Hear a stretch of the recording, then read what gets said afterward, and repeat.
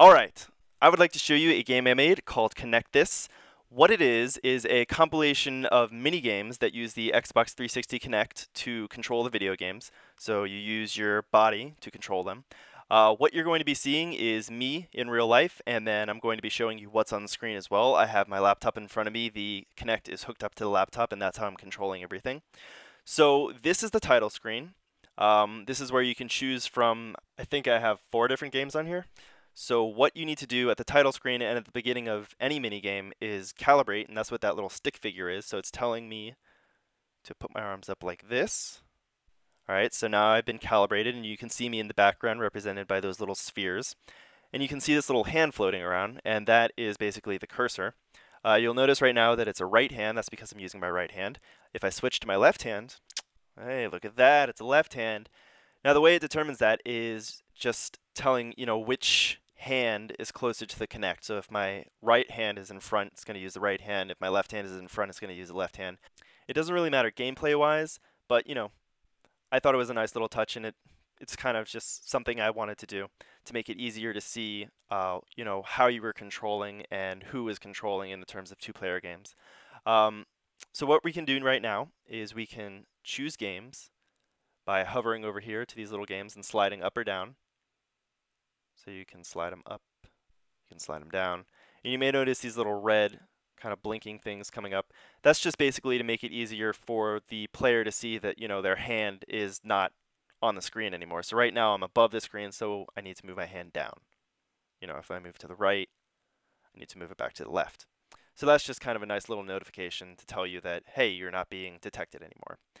So let's choose a game. I think graffiti was first, so go over here to OK, hover over it until the red bar gets to the top. It's basically a little loading bar to make sure that you want to make that choice. So it takes a few seconds to load.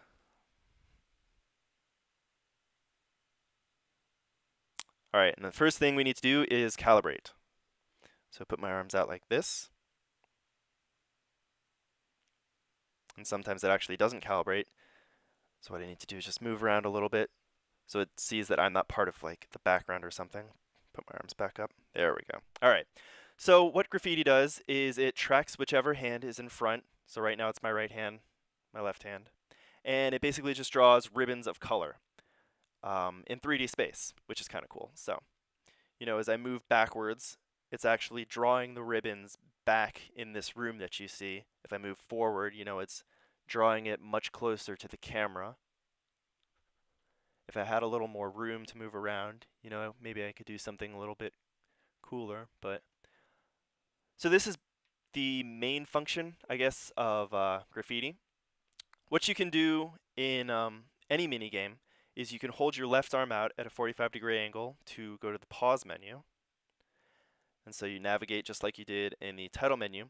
And so what I'm going to do right now, draw is selected, which is what I was doing. I was drawing the ribbons of color. So what I can do is hover over here to rotate, wait for it to be selected, and then I can go back to resume. And so now, instead of drawing, I'm actually rotating this 3D ribbon of color that I created before. And that is according to how my hand is being rotated. And again, I can use either hand. And so, if I want to maybe position this somewhere, say like right here, there we go. I can hold my left arm out, go to the pause menu. Maybe, there we go. And go back to draw, resume. And then I can start drawing a new ribbon of color, and that other one stays in the same spot. Now these ribbons of color do disappear over time, but I'm going to try to get 3 going. So let's go to rotate. And so now I'm going to be rotating both of them at the same time. Hold it in position while I try to go back to draw. Yeah. First one's going to disappear. Go back to resume. It's gone. All right. But that's basically the gist of graffiti. You can draw and then you can rotate. And it's just kind of a cool little visual mini game. So that's that. Let's go back to the main menu by hovering over there, waiting for the red bar. You have to wait a few seconds for it to load. Okay, so here we are back at the main menu. So what I'm going to do is calibrate again. And I'm going to choose a different game this time. Theremin. All right, let's do that. A theremin is a digital musical instrument or an electronic musical instrument. So that's basically what this game is mimicking. In order to play the instrument in real life, you use one hand to control the volume and the other hand to control the pitch, and so that's basically how you control this game. So let me calibrate. So one hand is the pitch, my right hand. So if I move my right hand to the right, the pitch gets higher. If I move it to the left, it gets lower. Then my left hand, if I move it up, the volume goes up.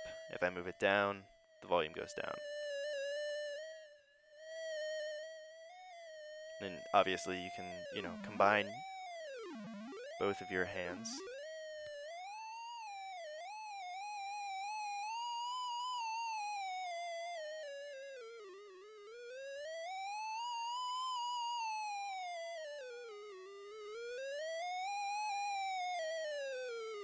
So yeah, that's basically it.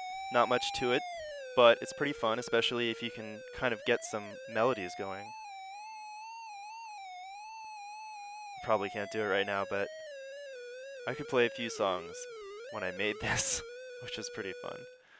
Alright, so let's go to the pause menu and then exit out to the main menu.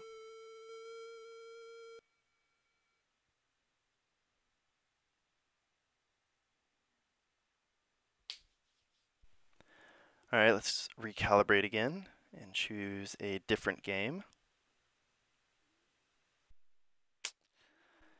Smash City is probably my favorite of the games in Kinect This. As its name implies, you smash a city. You're basically a giant blob-like monster, and you can use your limbs, your head, basically just any part of your body to destroy this city. So let's calibrate. Move around. Now let's calibrate. There we go. So what happens is it's an automatic side scroller. You can move forward and backwards. I don't have a lot of space to do so, but you just go forward a little bit faster, maybe half a second, backwards half a second, but it is moving you forward continuously. So now what I can do is I can use my arms and legs and whatever and destroy buildings. So let's try to get this one right here.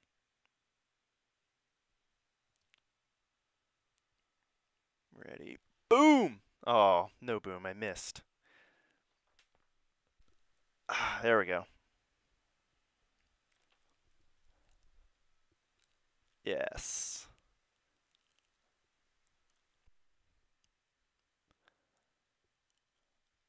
Very good. And you notice that the buildings catch on fire. Obviously, I'm a giant monster destroying them. Why wouldn't they? And then you can also breathe fire, which is kind of cool. So you take your arms and go like this. Yes. Yeah, that happens. So, I think this was probably the most popular of the game when I showed this.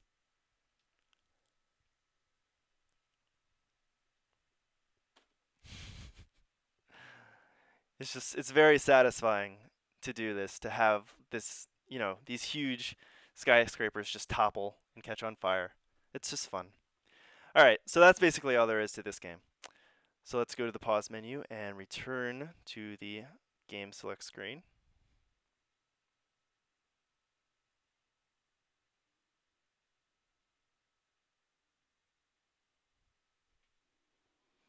Okay, so here we are back at the title screen. So I'm going to recalibrate. And let's select our last game, which is Pong. So the cool thing about this version of Pong is that it can be played with either one player or two players. Obviously, I'm only one person, so what I'm going to do is calibrate, and it's going to recognize me as the first player, and I'll show you what happens. So you see it's asking for 2 players to calibrate, so I'm going to be the first one to calibrate. And so basically, one player is kind of like racquetball. You know, you have your paddle, and you hit the ball against the wall, and it comes back to you, and you just, you keep going until you get bored. You know, you can miss. There aren't any points. It's just kind of a, do it at your own pace kind of thing.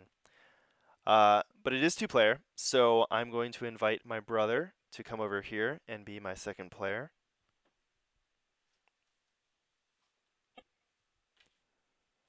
So again, I'm already calibrated, but he needs to calibrate, so he's going to hold up his arms. And now it's gone to split screen. I'm on the left and he is on the right. And you'll notice that there's kind of 2 versions of Pong going on. There's the 3D version with the red and green paddles. And then if you look on the left and right side of the screen, you also see the white paddles, and you'll see this, little square ball floating around. And, I just kind of thought that'd be cool to have both 2D Pong and 3D Pong going on at the same time. And in addition to that, it's kind of helpful, especially when the ball starts going really, really fast. Um, something I do is I look at the 2D version, and it's kind of a lot easier because, you don't have 3 dimensions to track, so you can kind of just see things easier and be able to hit it easier. And, as the players miss, the opponent gets a point. There isn't a point limit. You just keep going until you want to quit. And again, you can use either your left hand or your right hand. And then just like with any other game, you can pause by holding out your left hand. Either player can do that. Actually, why don't you pause it? There we go. And when you're in the pause screen with 2 players, there are 2 hands, obviously. First player is the one with the 1, second player is the one with the 2. And either player can do anything, but that's all there is to Pong, so we're going to quit. All right, so that is my game Kinect This. Hope you enjoyed the video, and thanks for watching.